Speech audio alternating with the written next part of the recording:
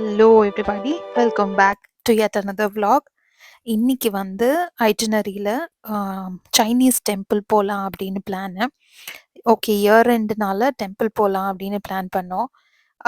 அப்படி பார்க்காத டெம்பிளாக போகலாம் அப்படின்னு பிளான் பண்ணப்போ, ஓகே இன்னைக்கு வந்து ஒரு சைனீஸ் டெம்பிள் போகலாம் அப்படின்னு சொல்லி கிளம்பிட்டு இருந்தோம்.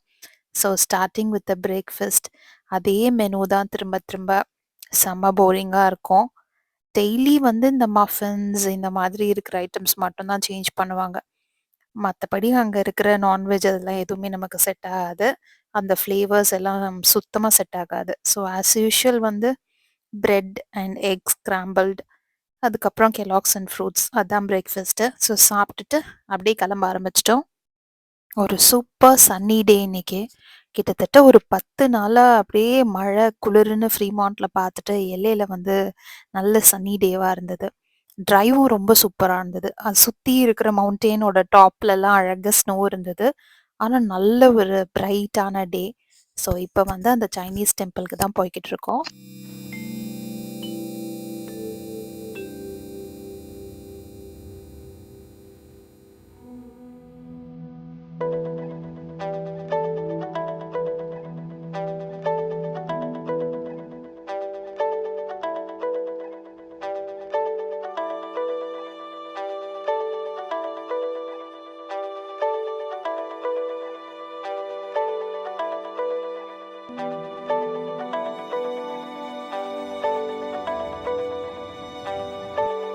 இப்போ நம்ம வந்திருக்கிற இந்த சைனீஸ் டெம்பிளுக்கு பேர் வந்து ஷீலே அப்படின்ற டெம்பிள். இது வந்து ஹசியன்டா ஹைட்ஸ் அப்படின்ற ஏரியாவில் இருக்குது. சுற்றி பார்த்தீங்கன்னா அழகான மவுண்டெயின்ஸ், நடுவில் வந்து இந்த பெரிய சைனீஸ் டெம்பிள். நீங்கள் நெக்ஸ்ட் டைம் வந்து எல்ஏ போகிறதா இருந்தால் கண்டிப்பாக உங்களோட லிஸ்ட்டில் வந்து இந்த டெம்பிளை சேர்த்துக்கோங்க. You will surely love this place. எல்ஏல இருக்கிற இந்த புத்திஸ்ட் டெம்பிள் பார்த்தீங்கன்னா லார்ஜஸ்ட் புத்திஸ்ட் டெம்பிள் இந்த வெஸ்டர்ன் ஹெமிஸ்பியர். ஷீலே அப்படின்றதுக்கு மீனிங்கும் வந்து கம்மிங் டு த வெஸ்ட் அப்படின்னு அர்த்தம். அதாவது ஈஸ்ட்ல இருக்கிற புத்திசமை வந்து வெஸ்ட்டுக்குள்ள கொண்டு வராங்க அப்படின்றது தான் இந்த டெம்பிளோட மீனிங்கும் கூட. இந்த டெம்பிளோட கன்ஸ்ட்ரக்ஷன் பார்த்தீங்கன்னா 1988ல் முடிச்சிருக்காங்க. ஆல்மோஸ்ட் 15 ஏக்கர்ஸில் வந்து இந்த பெரிய டெம்பிள் இருக்கு. ஆனால் அவ்வளோ சூப்பராக மெயின்டைன் பண்ணுறாங்க. இதை பார்த்தா உங்களுக்கு பழைய பில்டிங் அப்படின்னு நீங்கள் சொல்லவே மாட்டீங்க. ஆனால் இது வந்து அவ்வளோ வருஷம் ஆச்சு கட்டி. அதே மாதிரி அவ்வளோ சூப்பராக மெயின்டைன் பண்ணுறாங்க. ஒரு மாதிரி பீஸ்ஃபுல்லான ஒரு செரைன் வைப் வந்து இந்த டெம்பிள்குள்ளே ஸ்டெப் இன் பண்ண உடனே என்னால் ஃபீல் பண்ண முடிஞ்சது. ஜஸ்ட் சும்மா ஒரு வீடியோக்காகலாம் சொல்லலை. நான் ஆக்சுவலி இதுக்கு போகும்போது எனக்கு லைட்டாக ஒரு மாதிரி தலைவலியாக, ஏதோ ஒரு மாதிரி ஒரு யோசனையாக இருந்தது. I don't know why. Maybe நான் அன்னைக்கு நைட் வந்து நான் சரியாக தூங்கலை, புது பிளேஸ் அப்படின்றதுனால. ஒரு மாதிரி கொஞ்சம் அனாய்டாக தலைவலியாக இருந்த மாதிரி இருந்தது. நான் என் ஹஸ்பண்ட் கிட்ட சொல்லிக்கிட்டே தான் இருந்தேன். ஆனா வந்து இந்த டெம்பிள்குள்ள ஸ்டெப் இன் பண்ணி ஒரு 10, 15 மினிட்ஸ்லயே நான் ரொம்ப காமா ஃபீல் பண்ணேன். அது தெரியல. அது மேபி என்னோட ஒரு ஃபீலிங்கா கூட இருக்கலாம். பட் வந்து எனக்கு அந்த செரெனிட்டி வந்து இந்த டெம்பிள்ல ரொம்ப புடிச்சிருந்தது. நெறைய புத்திஸ்ட் மாங்க்ஸ் வந்து போக, வர, ப்ரே பண்ண அந்த மாரிலாம் இருந்துட்டு இருந்தாங்க.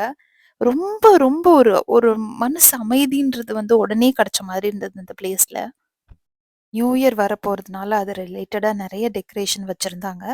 ஆக்சுவலி நம்மளோட நியூ இயர், அதாவது ஜான்வரி 1 வந்து சைனீஸ் நியூ இயர் கிடையாது.